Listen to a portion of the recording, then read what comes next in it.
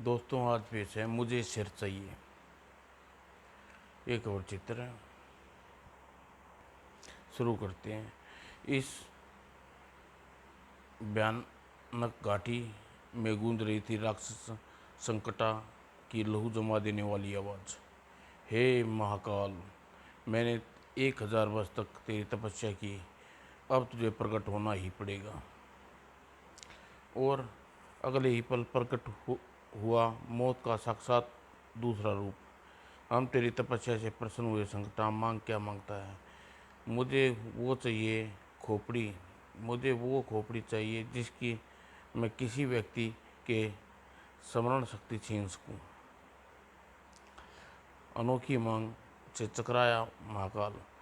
संकटा सभी अपने लिए धन, ऐश्वर्य, अमर होने का वरदान मांगते हैं। तूने यह कैसी अनोखी मांग की? मैं अपनी यह दशा मैं आपकी यह दशा इसलिए की क्योंकि इसके काट डाला अपना सिर। पुत्र, 1000 वर्ष पहले जब तुम महाकाल की तपस्या में लीन हो चुके थे, तब मैं एक संपन्न राज्य संग्राम सिंह के मनुष्य के भोजन करने संग्रामपुर में मनुष्य को भोजन करने गया था। वहाँ का सम्राट तलवार सिंह मेरा सिर काट डाला, किंतु मैंने अपने चमत्कारी शक्ति के बल पर 1000 वर्षों तक अपना सिर धड़ सुरक्षित रखा। और पुत्र, 1000 वर्ष पहले जब मैं तपस्या में लीन हो चुके थे, तो तब मैं एक संपन्न राज्य संग्राम सिंह मानव के भोजन करने गया। ओह, तो आपका सिर, वह सिर आज भी संग्रामपुर अपनी कहीं दफन पड़ा है। लेकिन ओह, तुमने हमारा दफन हुआ सिर वापस लाने होगा। संग्रामपुर के राजा संग्राम सिंह हमारे दफन सिर के बारे में जानता है। चीख उठा संकटा। और महाकाल, मुझे तो बस वो यही वरदान चाहिए। ठीक है, यदि तुम्हारी वह खोपड़ी अवश्य प्रदान करेंगे। और अगले ही पल महाकाल के हाथों में प्रकट हुई खोपड़ी। और खोपड़ी संकटा को सौंप अदृश्य हो गया महाकाल। और संकटा ने आहट्टा से थरा उठी खोपड़ी घाटी। हा हा हा, यह खोपड़ी की मदद से विश्व सम्राट विश्व के राजाओं को स्मरण शक्ति छीन लूँगा और भूल जाएंगे वो सब राजा हैं। फिर उनके दिमाग पर होगा मेरा अधिकार। तभी किसी के कराने की आवाज़ ने रोक दिया संकटा के अट्टहास को। पुत्र संकटा, आह! ओह, पिताजी की आवाज़। अगले ही पल संकटा अपने अगले ही संकट हुआ संकटा का पिता, जिसका नाम था हुकार। पिताजी, चीख उठा संकटा। और अंगार चीख उठा संकटा।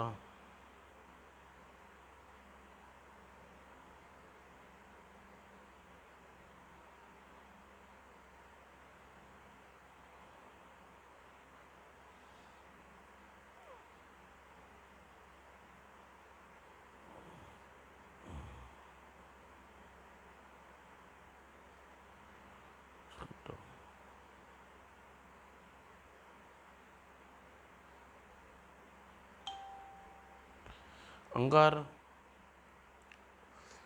अंगार की गई संकटा की आंखें।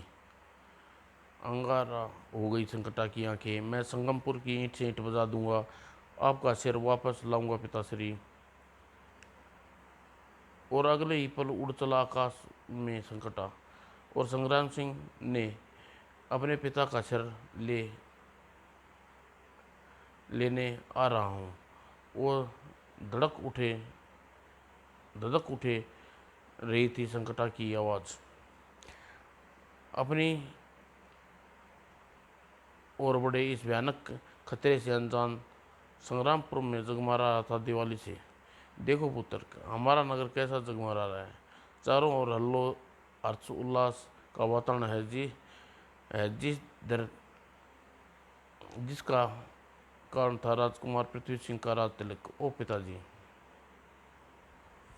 आज अपने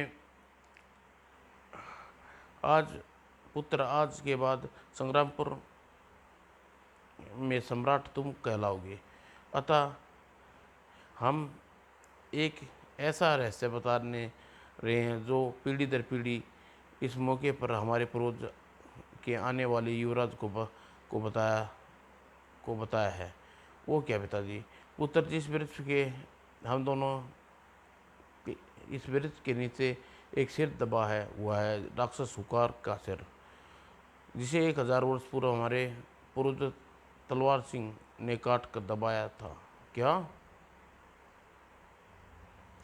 हाँ पुत्र, भूल से भी यह सिर बाहर नहीं आना चाहिए, वरना हमारा राज्य तबाह हो जाएगा। जी पिताजी, पिताश्री। और कुछ क्षण ब्रिज पर खड़े रहने के पश्चात दोनों राजमहल में चल दिए। उधर संग्राम सिंह के छोटे से गांव में आया हुआ था मौत का जलजला। भागो भागो, हे भगवान मदद करो, आग आग। और तभी गूंज उठी संकटा की कहर भरी आवाज़। हाँ हाँ, अब कोई भगवान नहीं है बचा पाएगा, सब जल राख कर दूंगा। और भय से सहमे हुए चीख पुकार कर रहे थे संकटा, मानो मौत का अंतिम बार जी भर कर देखना चाहते थे।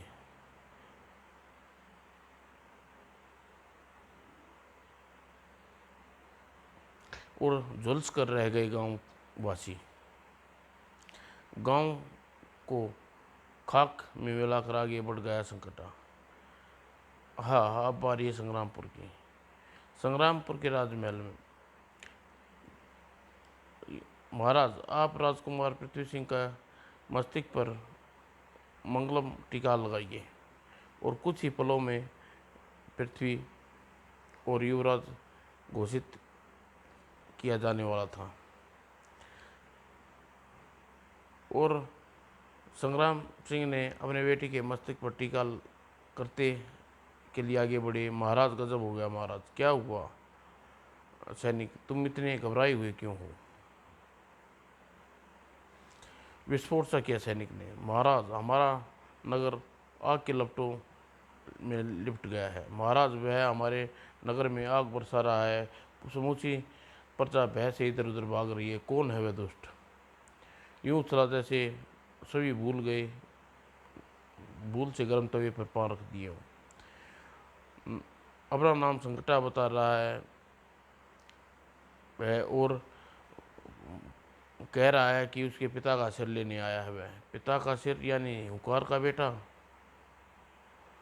और अगले ही पल सभी राजमहल से दौड़ पड़े। राजमहल से बाहर निकल सभी और चीख पड़े, नहीं नहीं नहीं नहीं।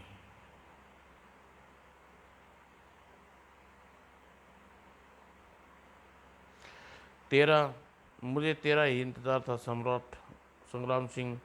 बता, मेरे पिता का सिर कहाँ है? कमीने, मैं तेरे पिता का सिर भी काट कर संग्राम सिंह कहीं दफन कर दिया जाएगा। और बिजली की तरह संकटा पर लिपटे संग्राम सिंह, किंतु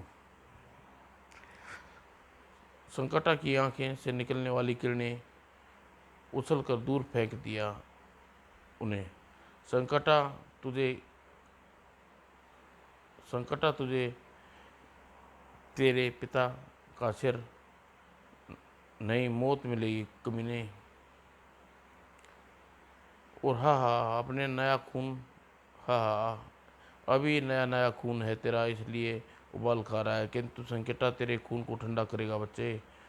और लहरदार से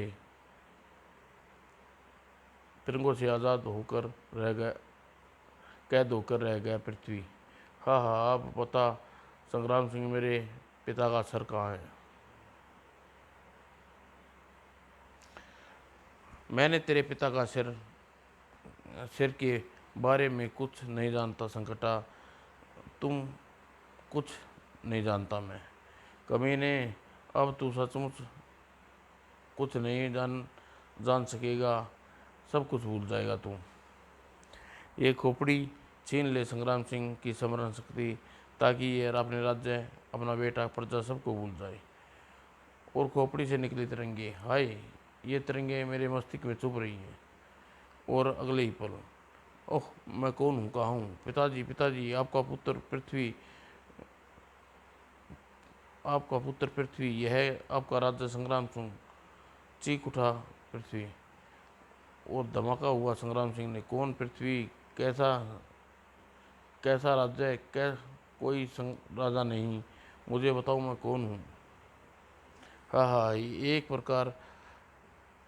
इस प्रकार खोया रहेगा, मैं जल्दी फिर आऊँगा। और अगली बार पूरे मुझे तेरे पिता के सिर चाहिए, अगली मुझे मेरे पिता का सिर चाहिए, वरना पूरे राज्य का तबाह कर दूंगा।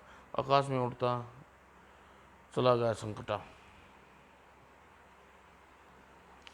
पीछे पीछे छोड़ गया कभी न खत्म होने वाली मुसीबतें का सिलसिला। उफ, महाराज की समरण शक्ति खो बैठे हैं, अब क्या होगा महामंत्री जी?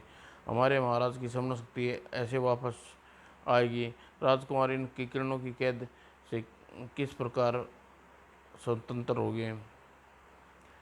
और चिंता मत करो, तुम्हारी मुसीबतों का हल करूंगा। कौन?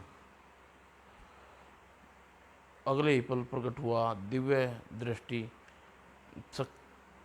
इच्छा शक्ति एवं समय शक्ति का स्वामी जटायु। मैं जटायु। वातावरण में मच गई अजीब सी खलबली। मैंने दिव्य दृष्टि से यह दम पर सब जान लिया है। महाराज समरण शक्ति को वापस लाऊंगा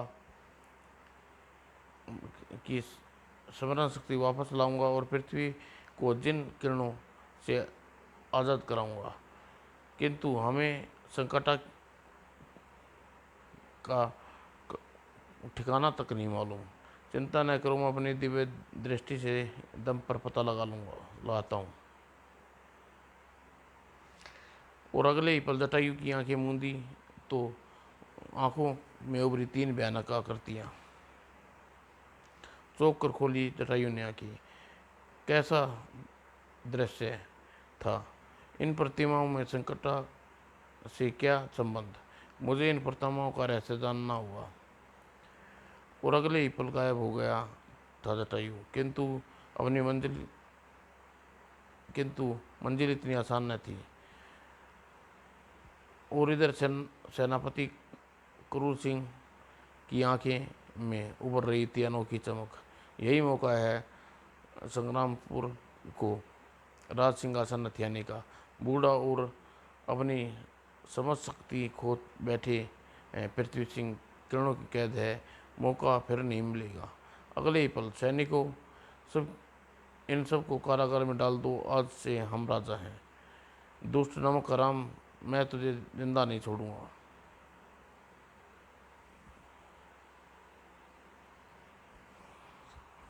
हाँ हाँ हाँ, अब कुछ नहीं हो सकता महामंत्री। कल दोपहर तक समय तुम्हें चौराहे पर खड़ा करके मार दिया जाएगा। एक बार हम इन किरणों की से आज़ाद हो जाएं, फिर तुमको ऐसी सज़ा देंगे कमीने, तेरी 7 पीढ़ियाँ तक नमक हरामी करने को से काँपेंगी। और संग्राम सिंह, पृथ्वी सिंह और महामंत्री कारागार में डाल दिया गया। वो किस्मत का कैसा खेल है यह महामंत्री, जो आंखें मूंदे युवराज बनते देखना चाहती थी, वही देखना चाहती थी, वो मुझे पहचानने से भी इनकार कर रही हैं। धैर्य रखो राजकुमार, सब ठीक हो जाएगा। और उधर उधर जटायु इच्छा शक्ति लिए दम पर पहुंचा बियामान जंगल में। इन प्रतिमाओं का राज क्या है? मुझे दिव्य दृष्टि से सिर्फ प्रतिमाएं ही क्यों दिख रही हैं? ये आवाज़ कैसी है? ये आवाज़ जटायु जटायु आवाज़ की दिशा में आगे बढ़ा। ओह, यह तो कोई पहुँचे हुए महात्मा लगते हैं, किंतु वह पंजे बुरी तरह चौंका जटायु।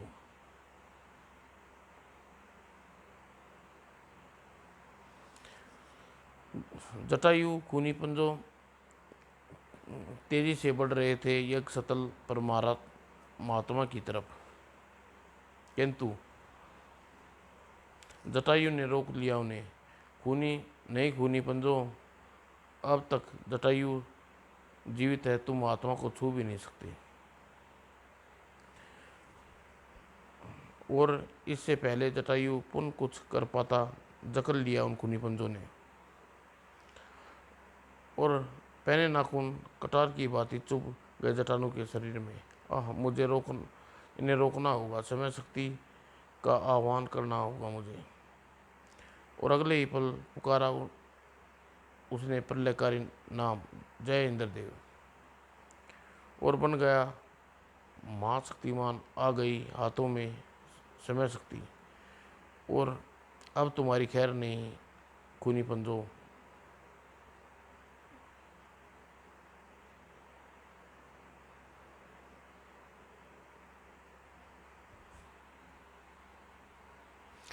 अगले ही पल हुआ एक चमत्कार। ओ खूनी पंजे गायब हो गए, किंतु यह पंजे किसके थे?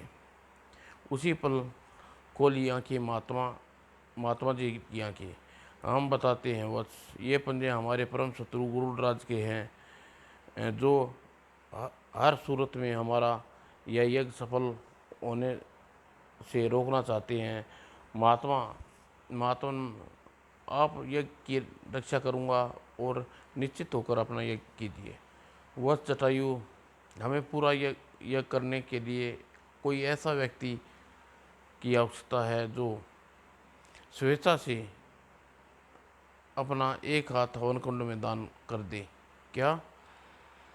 हाँ जटायु, बोलो, क्या तुम एक हाथ की आहुति दोगे? अवश्य महात्मा, एक हाथ तो क्या, अगर आप किसी पुण्य आत्मा के लिए मुझे पूरा शरीर दान करना पड़ा तो मैं पीछे नहीं हटूंगा। जबड़े बिछ गए जटायु के। वत्स, सचमुच महान हो। अब मंत्रों उच्चारण करना शुरू करता हूँ, मेरे कहने पर तुम हवन कुंड में दाएं हाथ की आहुति देना। मंत्रोच्चारण शुरू हो गए। हवन कुंड में आग की लपटें सिर दी तीव्र हुई, और इसी के साथ ही गूंजी महात्मा की आवाज़, वत्स हाथ को बैठ दो। और एक क्षण के लिए चमकी जटायु की समय शक्ति, और हाथ कटकर हवन कुंड में जा गिरा।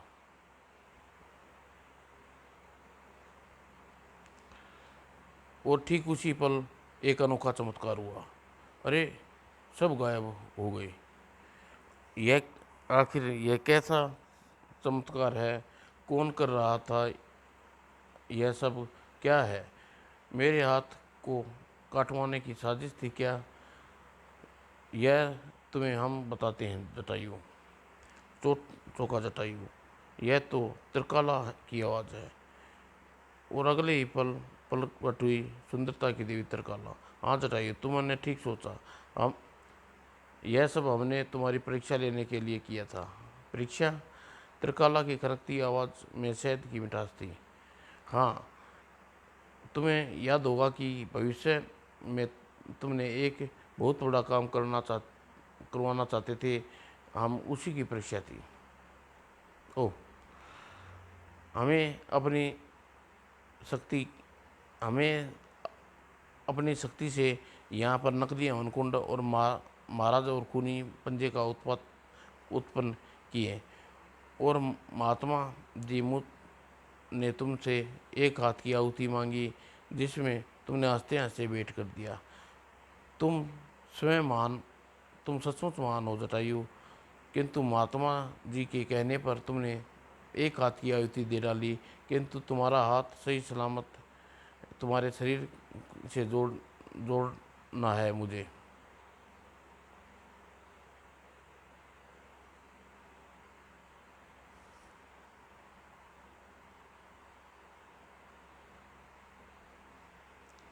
अगले ही पल, ओह मेरा हाथ, तुम मुझे भविष्य में कौन सा काम करवाना चाहती हो त्रिकाला?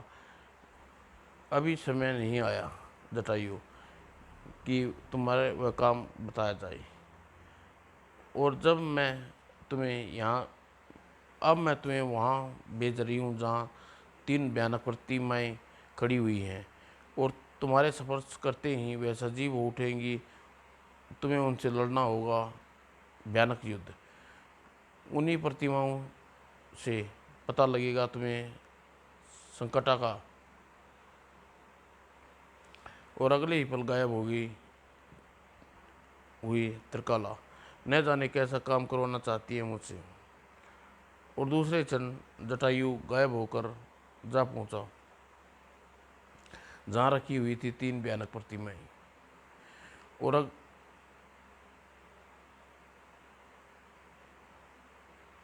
और देवनगर में जटायु की जन्मभूमि, जहाँ राजमहल पर मंडरा रहा था अजीब अजीब सी धुएं की आकृति। जो धुआं राजमहल में प्रवेश कर गया। अरे यह धुआं कैसा?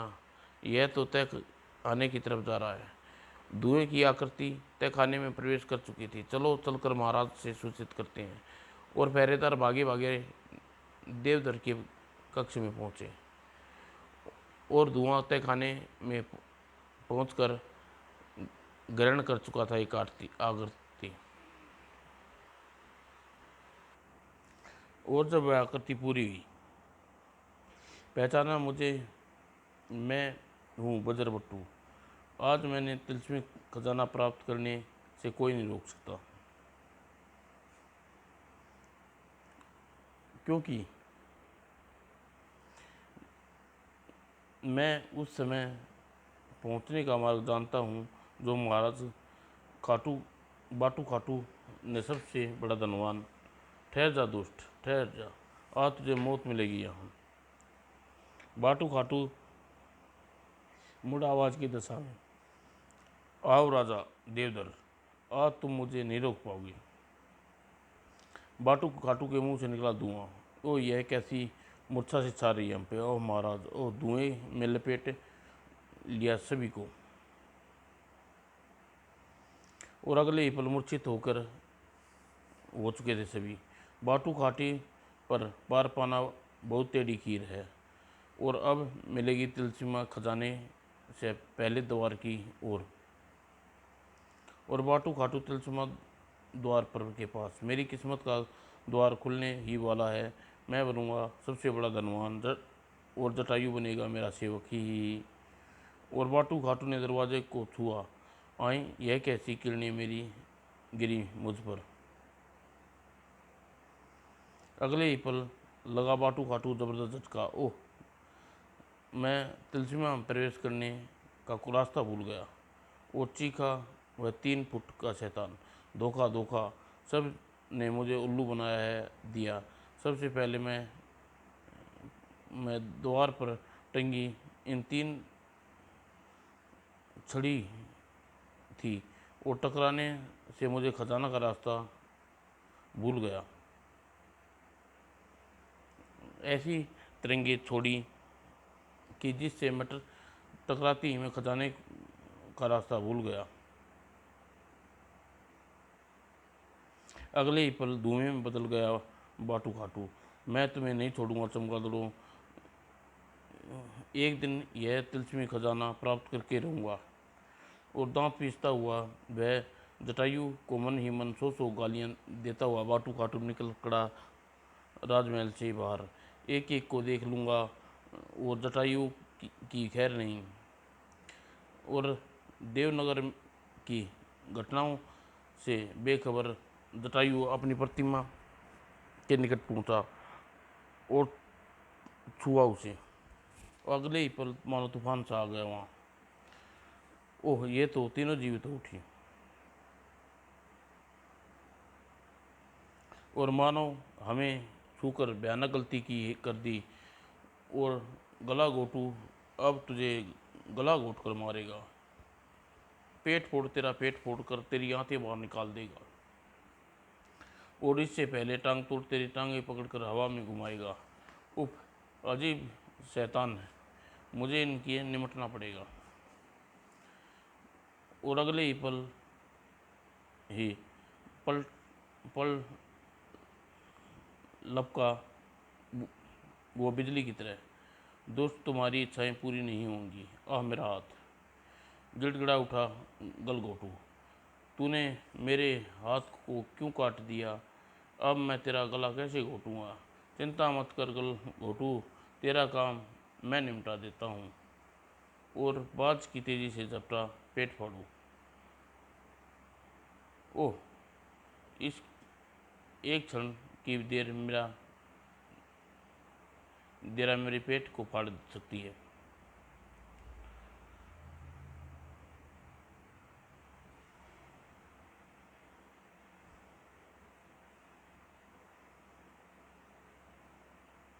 पेट पेट फोड़ के हाथ। आह, और गलघोटू की आंखें फोड़ डाली जटायु ने। ओ दुष्ट, मार डाला। और समय शक्ति ठीक क्षण तुम्हारे प्राण हर लेगी। बताओ संकटा का पता। बला का कहर था जटायु की आवाज़ में। काँप उठे वे तीनों। बताते हैं, हमें मत मारो जटायु। हम अब मेरी आंखें, अब मैं कैसे देखूंगा अपने प्यारे मित्रों को? और सिर्फ पेट फोड़ू ही जानता था संकटा का पता। हमारा गुरु खोपड़ घाटी में रहता है, और उस तक पहुंचने के लिए तुम्हें करनी पड़ेगी खोपड़ गुफा, पार करनी पड़ेगी खोपड़ गुफा। अगले ही पल जटायु की आंखें में उभरा खोपड़ घाटी। बस शैतानों, तुम्हारा जीवन समय अब तुम्हें जाना होगा यमपुरी की यात्रा पर।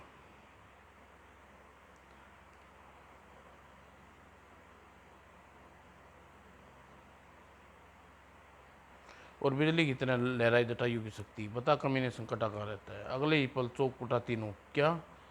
तो तुम हमारे गुरु का पता चाहिए? तो सुनो, हम तुम्हें केवल एक जानता है गुरु का पता। अगर तूने अनजाने में उसे मार डाला तो तू कभी पता नहीं लगा पाएगा गुरु का पता। अजीत चक्कर है, न जाने इन तीनों में से कौन जानता है संकटा का पता।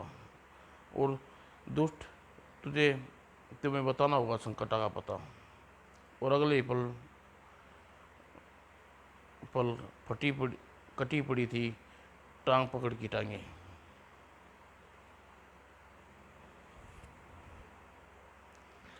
और दोस्तों के लिए काल बन गया था जटायु। अब तू किसी घाटी अब तू कभी किसी का गला नहीं घोट सकेगा, और तू किसी का पेट नहीं फाड़ सकेगा। और अब टांग पकड़ हवा में घुमाने का सपना यमलोक में देखना, और पेट में धसी तो पीठ तक जाकर जाकर निकली समय शक्ति। और ये तीनों तो पहुंच गए यमपुरी। अब मैं चलता हूँ खोपड़ गुफा में। अगले ही पल अपनी जगह से गायब होगा जटायु, और संग्रामपुर के चौक में छाया था मौत का सन्नाटा। हाँ हाँ, तुम्हारी मौत निकट आती जा रही है। तू जैसे ही सूरज तुम्हारे सिर पर पहुंचेगा, तुम्हारा कत्ल कर दिया जाएगा। दोस्त, तूने मेरे मन में टू से इरादे कभी सफल नहीं हो सकता। जटायु तेरी मौत बनकर आएगा।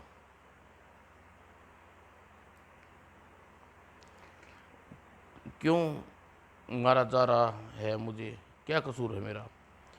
तुम्हारा कसूर सिर्फ इतना है कि तुम संग्रामपुर के राजा हो और इस समय अपनी स्मरण शक्ति खो बैठे हो। प्रजा साधे इंतजार कर रही थी कि जब सेनापति क्रूर सिंह अपने प्रिय राजा महामंत्री का सिर कटे जाने का आदेश देने वाला था और उस घड़ी के निकट आती जा रही थी। और इधर जटायु की इच्छा शक्ति के दम पर प्रजा पहुंचा था खोपड़ गुफा में। उसी गुफा को पार करने के बाद पहुंचा था खोपड़ घाटी में। और एक चीख चीख किसकी थी? कौन था यह? और थरा उठी दीवारें और दरा दरा।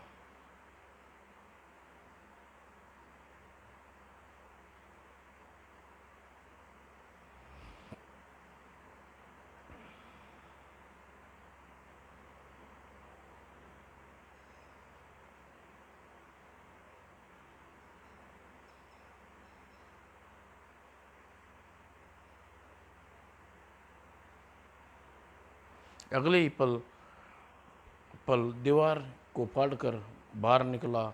वह किसी का भी लहू जमा देने के लिए काफी था। बादलों की गर्जना गरजता वह, जिसका गुफा इस गुफा में मानवों का प्रवेश वर्जित है। नियम का उल्लंघन करने वाली अवश्य सजा मिलेगी।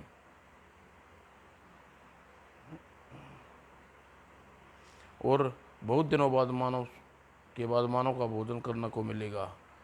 अचानक दर्द से चीखता रहा उठा वो।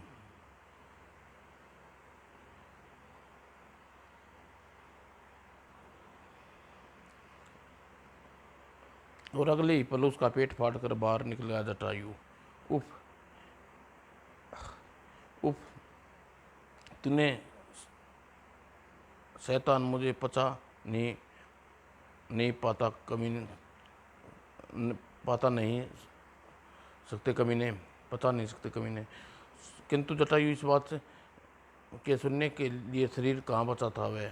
और वह पेट फोड़ के जानबूझकर मुझे इस खोपड़ी गुफा में भेजा था ताकि मैं इस भयानक जीव का शिकार बन जाऊं।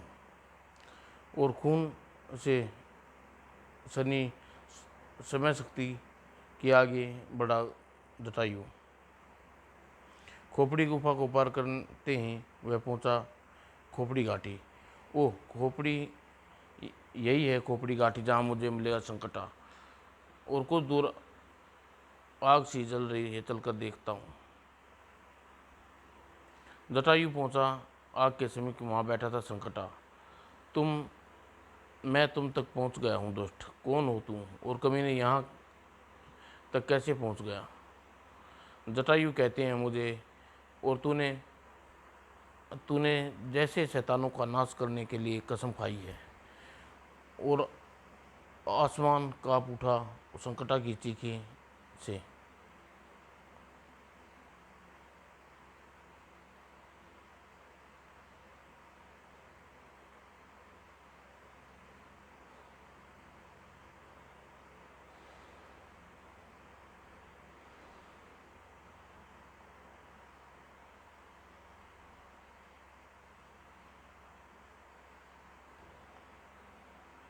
तलवार टिक गई संकटा की गर्दन पर। बोल कमीने, महाराज की स्मरण शक्ति वापस कैसे लौटेगी? बताता हूँ, मुझे छोड़ दो।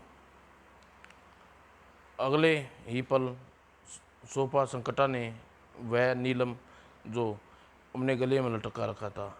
बस संकटा की अंतिम घड़ी आ गई थी।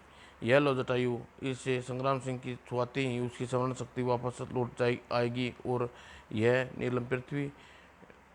यह नीलम पृथ्वी सिंह को किरणों की जाल से आज़ाद कर देगा। और बिजली की भांति चमकी जटायु की समय शक्ति। और अपना काम पूरा करने के बाद जटायु हो गया गायब। और अंतिम चीखी संकटा की नीलम मंजिल थी समयपुर।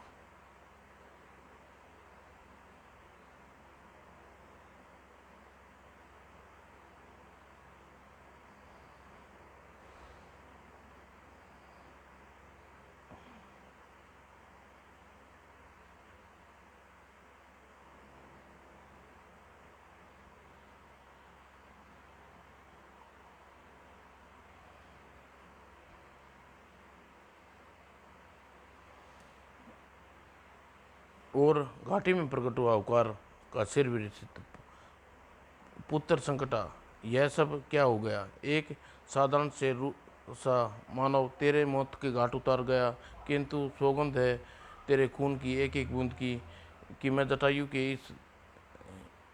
इससे भी ज़्यादा भयानक मौत दूंगा और तेरी मौत का बदला अवश्य लूँगा पुत्र।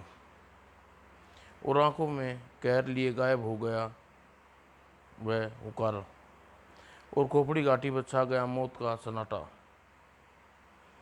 उधर संग्राम सिंह के चौराहे पर शुरू होने जा रहा था क्रूरता का वह खेल। हाँ देखो, तुम्हारे सिर पर आ गया चुका है दोपहर की घड़ी, अब कटेगी तुम्हारी गर्दनें।